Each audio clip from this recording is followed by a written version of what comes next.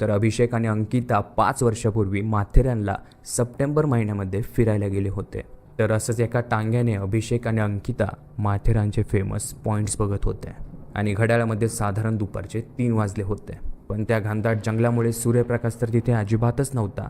त्यात तिथे ढगाळ वातावरण होतं, त्यामुळे तिथे असं वाटत होतं की संध्याकाळचे 7 वाजले आहेत. इतका अंधार तिथे होता. हवेवर तो टांगेवाला त्यांना अचानकपणे सांगू लागला की तुम्ही दोघे इकडे तिकडे जास्त लांब जाऊ नका. अभिषेक आणि अंकिता एकमेकांकडे बघतात. त्यांना कळत नाही की हा असा का बोलतोय. ते दोघेही त्याच्या या बोलण्याला एकदम इग्नोर करतात. आता ते दोघेही तिथल्या एका लेकपाशी येऊन पोहोचतात आणि फोटोज वगैरे काढायला सुरुवात करतात. आणि त्यातच अभिषेक अंकिताला बोलतो की तू आज खूपच स्ट्रॉंग परफ्यूम मारलाय का? माझं डोकं जाम दुखायला लागले त्या वासामुळे. यावर अंकिता बोलते की हो, मी कालच खरेदी केलाय, पण हा अजिबात स्ट्रॉंग नाहीये. आता अभिषेकचं डोकं त्या परफ्यूममुळे दुखायला लागलं होतं का दुसरं कशामुळे, हे तुम्हाला पुढे व्हिडिओमध्ये कळेल.